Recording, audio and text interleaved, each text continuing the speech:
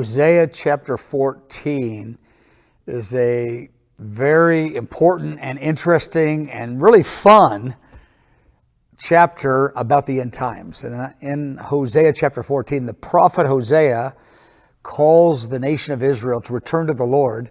Then he gives 7 statements of what they are to say to God and the truths that they are to embrace when they return to the Lord. Now, this passage, of course, was spoken about end time Israel, but it's also an important pastoral insight for the end time church as well. But it's also part of the message we need to say to the nations, these 7 points. I'm not going to get into them right now.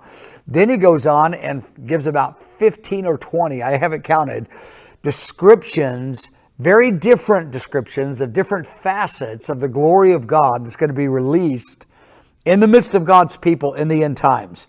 He talked about God being like dew, resting on his people with refreshment and empowerment. He was going to make his people like an olive tree and like fragrance, and all these poetic, even somewhat romantic terms of what God would do in the midst of his people in the end times if they return to him, or not if, when they return to him, and the 7 ways that he started Hosea chapter 14 with. He gave 7 truths, 7 heart alignments with the Lord, 7 things we need to proclaim to the people of God in the generation the Lord returns that are really key.